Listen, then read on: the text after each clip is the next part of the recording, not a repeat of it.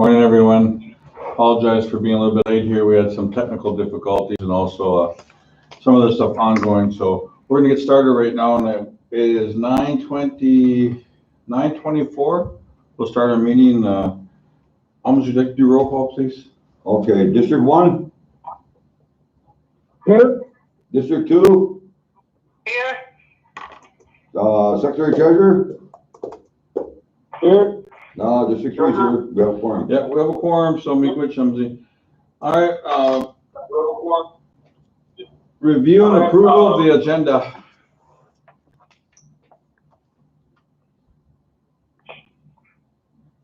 Kathy, you get a copy of the agenda? Yeah. Al? Ray? Yeah, I did. All right, we got Shooting Star at 9, Ben Bement at 9:45, Scott Almond, Pat Butler for joint venture at 10, Lisa MacArthur about Jack Hall remodel, and a break at 10:30, and then we'll go into our new business, which is a referendum, our request, and signature request. So that's what's on the agenda today. So, but if we have anything to add, I know we could. The only thing that I had to add was, I know I had a request that came in for the AAI, was it? The youth basketball team? Yep, and then I emailed them back and Yeah. CC'd you with the youth Okay, and good. elder fund Yes. application. And I'm not sure if she'll have it back by the end of the meeting or not, so, Yep, and they got till the 30th, I think it's, okay. they leave on the 30th, or it's, Where's that at? Shar sent it for Joel Bauer. and I thought we could bring it to the next meeting once they Yeah. fill out the application, and then you'll have like their budget and everything attached. Did you bring that signatory request back? It's for the trucks. Who's this one for? Fingers. They submitted they were supposed to submit. Maybe they didn't.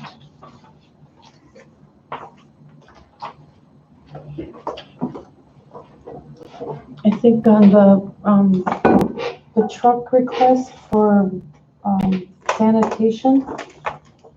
Oh, are they on there too?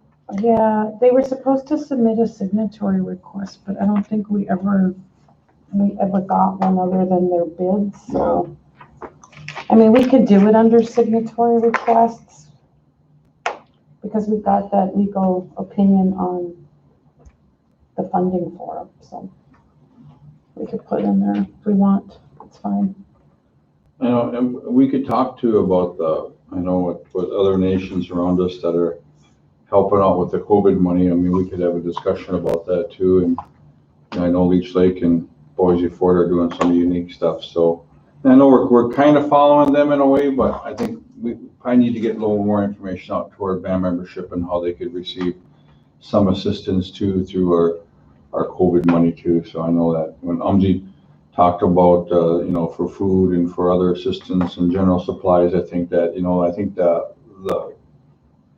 the one call-in center up at the event center is helping our people with some supplies and other needs that they need. So, but I know with Boise Fort and Leech Lake, and Leech Lake did recently pass something to help out their membership financially with some stuff. I know that, we haven't got a copy or any more information from what they're trying to do with some of their membership on to help their people. So, I mean, we as a council, we could look at that and take into consideration some of those guidelines, I guess. Well, maybe Monday the 13th, you guys can discuss it up there at DEC. Yeah. See how they're doing it there, and then bring Yeah. it back here for the discussion. Yeah, because like I said, there's probably multiple tribes around us, like part of the Chippewa tribe, and when we get up there on Monday, we could look at some of their architects of their processes of how they're distributing some of that. So, they're just throwing it out there. So, I know that we'll all be up there talking to them too. So, be good. Anybody else have anything to add to the agenda? No, I was just gonna put that homeless on there, but you'd already brought that up, so. Yeah, that sounds. Well, I want to Mike, I was gonna try to add that, personnel on there. I wanna talk about that, garage up there Oh, okay, yeah, okay, under personnel. Yeah, all right, okay, In executive session? yeah. yeah. And I want to also, under executive session, I want to discuss that trailer house move or whatever, Okay. so. And I think also we need to, our chairman needs to get up and make some kind of a statement on video or something, let the people of Whitewood know here how the COVID activity is happening and where some of our positive cases are showing up, that so communities can be informed, and rather than getting it off of Facebook, get some direction from our DOC over there. And Yeah, and we could invite Ed on the call too here after the break. We could actually get him to come in and talk a little bit about what's going on. And, you know, I know every day that we get emails from John Harrington from the state, and also we get weekly reports from Jackie Dion from the Minnesota Department of Health. She gives us very detailed COVID information. So, and everything I get, I send on to EOC too. So for their own personal records. So. yeah, but still, I think the people of Whitewood need to. Yeah, I mean, I could give a statement, yeah. I agree with with Umsey there, Mr. Chair. I think you should do a weekly thing there, because otherwise we get hammered on Facebook and emails. You know, that other people are doing this, doing that, but I know we are doing the best we can, but I think if you were to put out a statement once a week as to what's really going on, I think that would help a lot. Yeah, I will. I mean, there again, you know, I have to give my hats off to the EOC, because, you know, we do have a very good EOC that's up in Monoman. We have we have a lot of supplies, and, you know, of course I think we're one of the only nation in the area that's testing considerably what the amount of tests that we've done already through our EOC. I know we tested over 1,000 people in our area, and we're continuing to test week after week. So I know that we're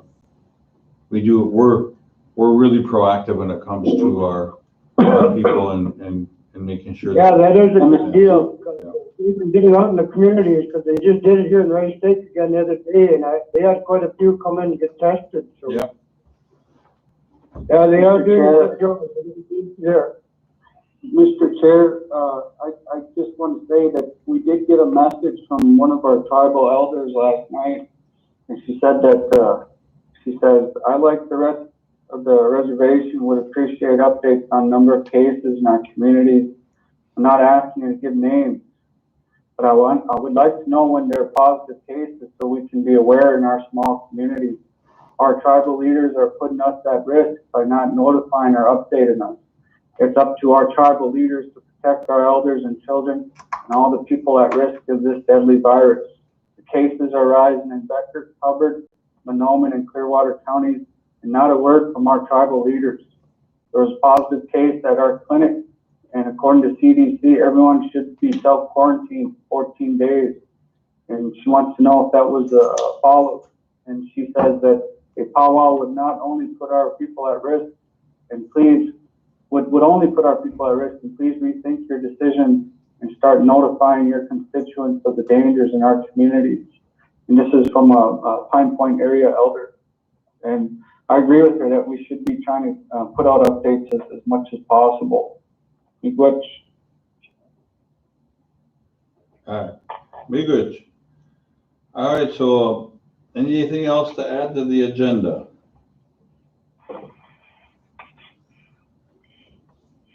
Well, also I got a call of a lady up in the Bagger Casino. She her and her daughter went up there, and she was her grandmother.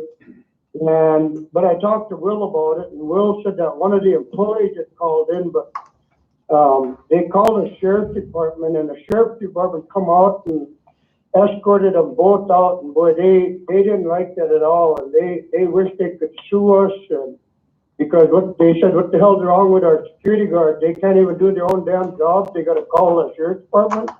But when I talked to Will about it, Will said they didn't even know nothing about it, that this employee had called in because this one guy's got an OFP on this girl, and when they seen him come in, she immediately called the sheriff's department, and she was supposed to go through the chain of command there, let her MOD know, then it should out the will, and then they would have, when asked for the actual OFP, and if we didn't have them on it, then she would have been allowed to stay in there, the way I understand it. But, anyway, the two went up there because this guy usually works nights, and they went up there during the day thinking that he wasn't there, and they didn't even know he was there.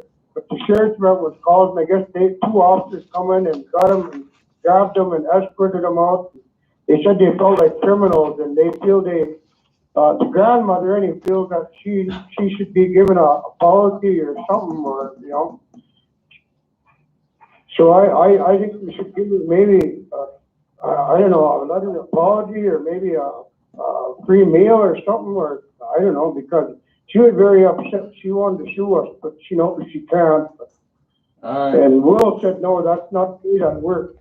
He said our security guards usually ask, and if they ask for the OFP, they got to see it first, and then they ask them to leave. But this didn't happen here. But I did tell him, well, I hope this employee got wrote up for not following the chain of command. And he said, yeah, she will be wrote up for that. All right, Big Rich. We'll look into that one. All right, motion to approve the agenda. Motion by Kathy, second by Ray. Yeah. All in favor? Aye. All right, motion carries. We have no meeting minutes for this week, do we, Maria? No, she'll have them ready next week. Okay, next week we'll have them. Calendar review.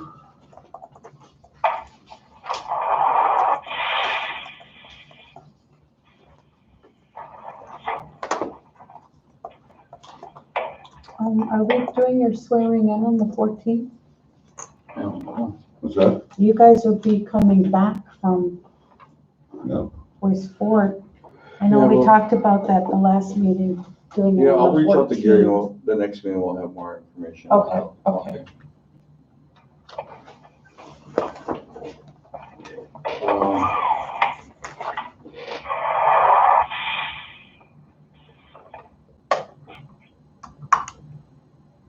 Anybody else had to add anything to the calendar? Nope. All right, Big Rich. All right, next up we have SSC Scott Stevens. Well, you're not running too far behind. Scott, you on the phone? Good morning, all. This is Scott and Steve. We're on. Okay. Is Lincoln on there too? Yes, I'm here. Okay.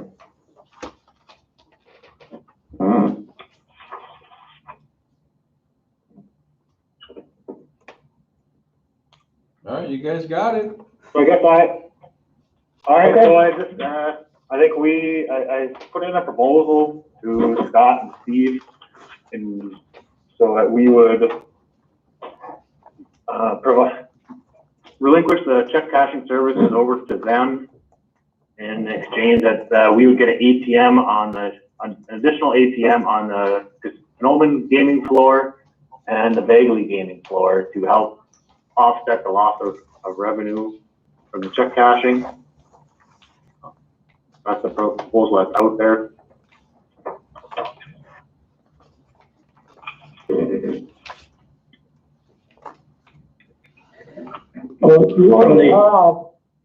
If I may, Mr. Chair, Yep. in the past, the Shooting Star did have the check cashing going, but they couldn't collect the money that the checks that were being bounced, and that's why they turned it over to the credit union in the first place, is because you're getting too many checks that were bouncing, and they just couldn't collect on them, so they were losing money like that. So that's why it was turned over to the credit union. I'm wondering if that's not going to be the same case here again. Well, you got Scott and Steve on the phone. So, so good morning. Good morning, everybody. This is Steve. So, yeah, sorry, Ray, to cut you off. But yeah, we're working now with an outside company, Every, currently, and we have a proposal on the table that was discussed at the previous Gaming Commission meeting about either a proposal with Every or Global Payments utilizing a check guarantee company in an effort to reduce those bad checks that you're referring to that would have happened a number of years ago.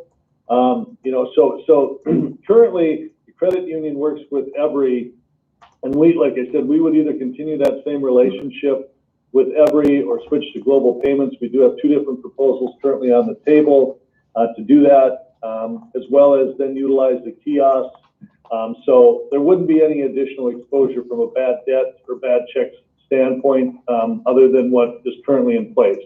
So we're looking to actually improve upon that and run all of the checks through the check guarantee company versus taking any of the risk, any of the risk through either the credit union and or the cage casino.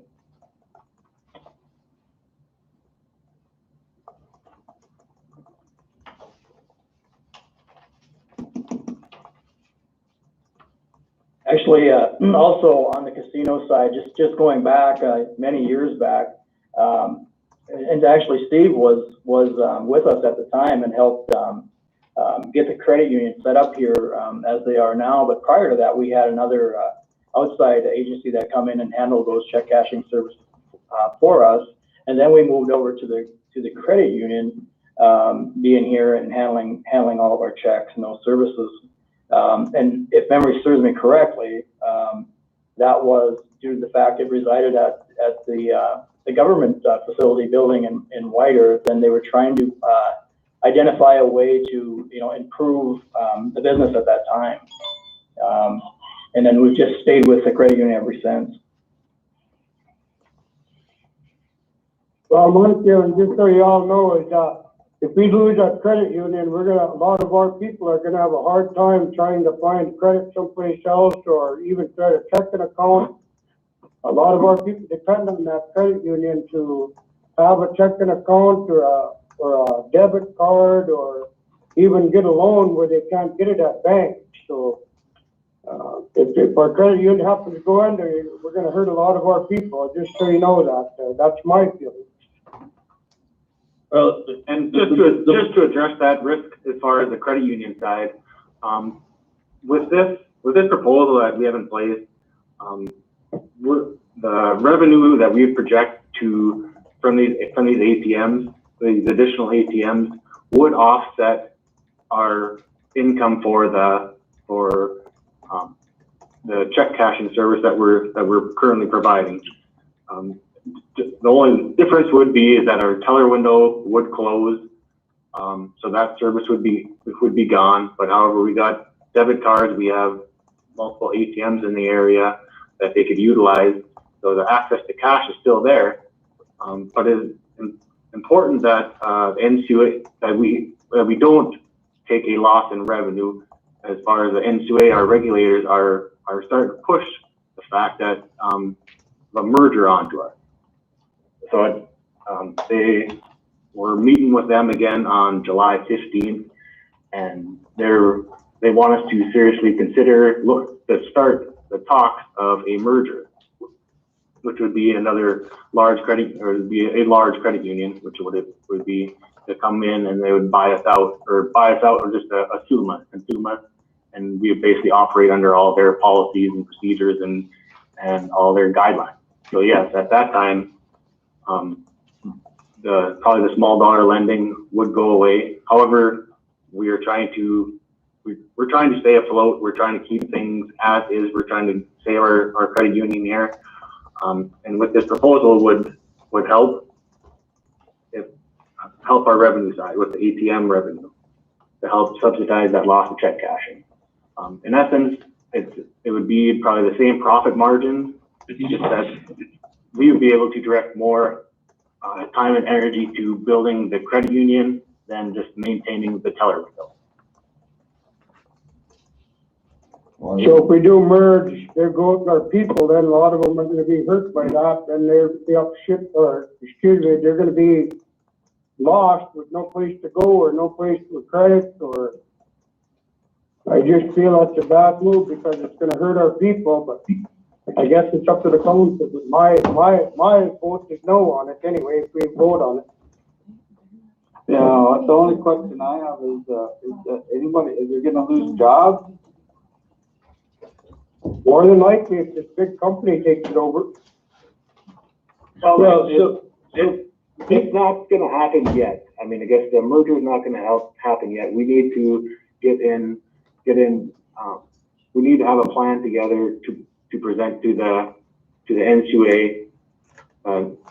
And that's gonna show that we have revenue to offset this check cashing, or offset our check cashing revenue. I project that the profit margins from the check cashing that we have now will be the same as the ATM revenue. So right, and realizing that at this point in time, you're still having the Manitowoc Mall location. So the only thing is the location within the casino is closing. It's not that the credit union is closing, it's just that you're closing, instead of having two locations, you're just gonna have the Manitowoc Mall location. So people still have the ability to utilize the credit union. And then I think Lincoln has mentioned, right, with ATMs and other debit cards and things of that nature, they still have the ability to get funds like they have when we were closed, basically, same process, correct? Well, Yes, well, where did that's this idea come from? Where did this idea come from anyway to take over that check cashing? I mean, who's behind it, or whose idea was it? If you don't mind me asking.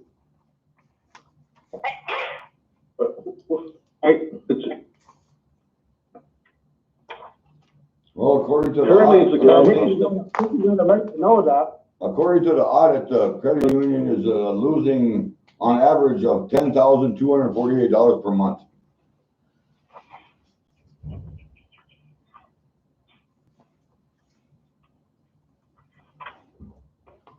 well, that is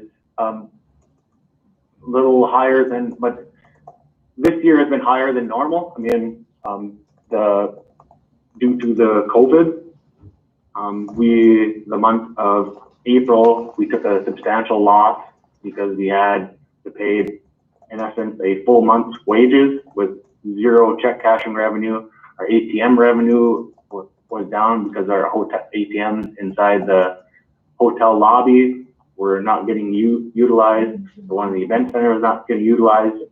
So that, yes, the month of April we did get really hit really hard that month. There's a lack of compliance testing.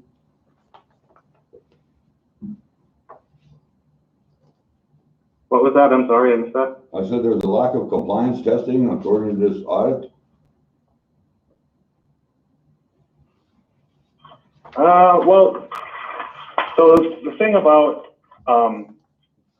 NCUA exam, there's always going to be something that they find. It's whether, I mean, the thing that's listed here is the Bank Secrecy Act policy. There's always policy stuff that every institution falls behind on. Whether it's just, as the regulations change within the NCUA, we have to update our policies, and we have hundreds of policies to address all the different sorts of things within the credit union span. So this isn't uncommon to have a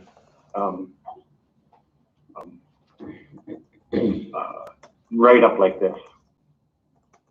So like what you're referring to as lack of independent BSA testing.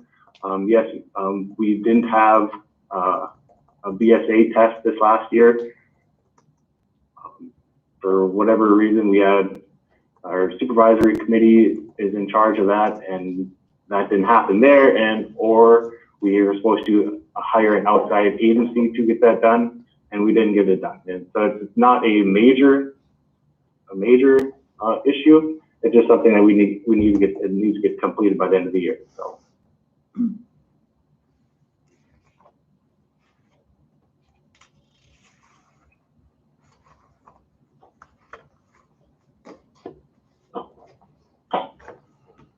Any more But I questions? do feel confident as far as the credit union stand, with this proposal of, relinquishing the check cashing to the casino, and in exchange for the additional ATMs, we would be able to sustain through the year and sustain on an annual basis where we can grow our credit, where we can continue to work on growing our credit union. Prior to this COVID pandemic, our loans were at the highest numbers I've ever seen it at. Since I've been here for 7 years, I've never seen a loan so high. So we are growing, and then this COVID pandemic has hit us hard, and the NCUA is not considering that at all into their decisions. So, Lincoln, it's Al. Hey, a question for you. If you had a preference, would you rather keep the check cash in there at the casino, or would you rather have the ATM thing? I would prefer to have the ATMs, just because we spend so much time and energy into managing the check cashing, teller window, that we could take that energy, that time and energy that we're putting into that teller window, and put it into our credit union side, where we can continue to grow and work on growing and expand our services to help the people. And is there, the second question I have, Lincoln, is, with the transition to an ATM preference, do you expect any sort of jobs being lost as a result of that check cashing feature being degraded? Unfortunately, yes, we would. We would lose right now, or since the pandemic hit, when we recalled our tellers, we only had 5 of our 11 returned. So those 5 would lose their jobs, yes, unfortunately. And so you're recommending that you would like to transition to the ATM to make up those losses and turn over check cashing directly to the tribe? That's correct. Scott? And then down the road, you're planning on doing a merger with another credit union or another institution to grow your business? We are not looking at any merger right now. If we can be financially stable, if we can stabilize, our finances here through the end of the year, our net worth is high enough where we can sustain that, and I don't foresee that we would have to merger, provided we don't take any large substantial losses again. Well, my only concern, Mr. Chair, is as the District 1 representative had stated, was that a lot of our members use that feature at the casino. Unfortunately, it sounds like the credit union wants to transition to a different stage. So, really, I mean, I get it. I get that we want to help the credit union, and the credit union on its own can unilaterally take the check cashing out of the casino because it's its own institution. That's really not the tribal council's choice. That's the credit union's prerogative. If that's what they want to do, they're going to do it. The second portion of this is the fact that you have the ATM. So and this is where the tribal council does have some say over the matter, to say, like, we'll help out the credit union by allowing you guys to have these check cash and all that, and then so that's where we can help them. But it sounds like they've made their decision as far as the check cashing window goes. Is that accurate, Lincoln? You guys kind of made your mind up on that? I mean, for us, it has to be, yeah. I mean, if I had a choice, I would, but I would give up the we would give up the check cashing, but we would need to have some kind of supplement, in exchange for that revenue loss. We can't sustain financially without that revenue, that additional, projected $5,000 in revenue. Yeah. Yeah. From the ATM. Well, I mean, the way I look at it is if there's a possibility of allowing the ATMs and if possible, maybe table the decision on the check cashing. Because I'd like to, for some reason, I'd like to make sure that our members have access to that resource. Well, it's not gonna happen tomorrow. Say again? We have to get the ball rolling because it's not gonna happen tomorrow. I mean, this is gonna take time for this to transition. I know Lincoln wants to back out. We need to move forward with our gaming. We have to begin to get the process of signing a contract with the check cashing companies that we're working with, so we can start cashing our checks for our high rollers because right now we don't have a shift for midnight. We gotta implement something that's gonna be there, so we have to start something going on. We can't sit here and wait. I think that we have to, as business, as SSC, we have to get something implemented over there so we can have something set in place 3 to 4 months down the road. So I know Lincoln's gonna be there for 3 to 4 months, but I'm just saying that we need to get something going. So, I mean, I'm not sure if we could hold off on it, but can we approve that Shooting Star approves, gets a contract with one of the check cash and handling mechanisms that we're gonna use out there, so to protect our dollar. So we don't get stuck with what Ray said is we get stuck with any bad checks. So, but I think we need to move forward with something here so we can have something set in place for our future. So, Miigwech.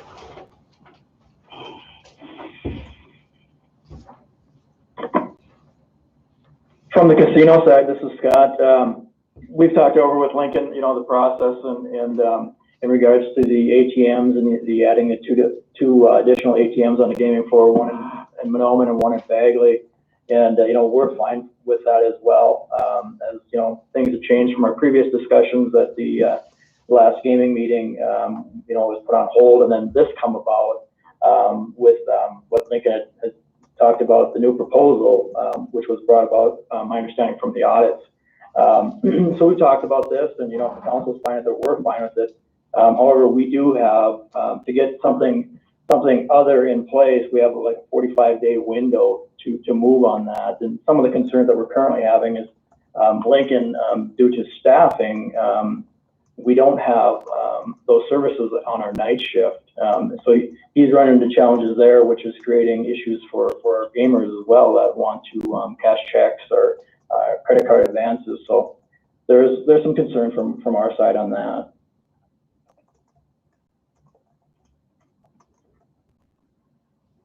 Yes, and to add too, that since this whole pandemic too, our teller window was shut down while the casino was shut down, and we have been able to service our members through our main office here. And if anything, we were able to improve our services or how we were serving our members. We were able to promote our debit cards and talk more in depth with a lot of our members, other services that we have here at the credit union, with the debit cards, the online banking, the mobile banking, remote deposits, the different loans that we offer. And so our services to our members will not diminish. If anything, it will improve, and it'll improve on how they bank. We'll be able to better notify them on the service that we do have.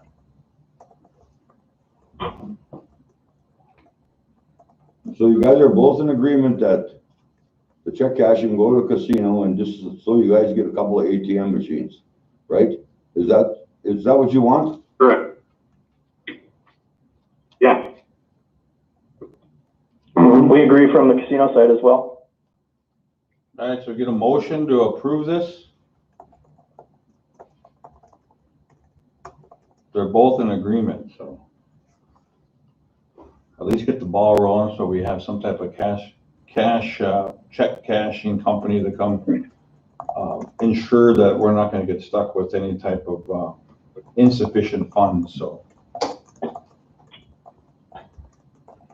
Like I said, it's not gonna happen for about, oh, what is it, Scott, 3 to 4 months before before we get About our, 45 days. 45 days. before we get our It's about 45 days. our vault cashiers used to the system, so I know that's gonna take time for them to get used to it, but at least we'll have 24/7 check cashing, credit card advance, at our casino, so. So you talked to some of the credit union members and stuff, and they're fine with that too, Lincoln, or what? We have support from our board. Our board supported this decision, and they think it's best for our members.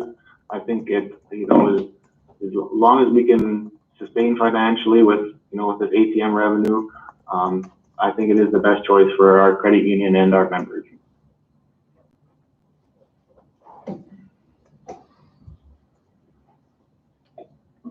Motion. Motion by Kathy, second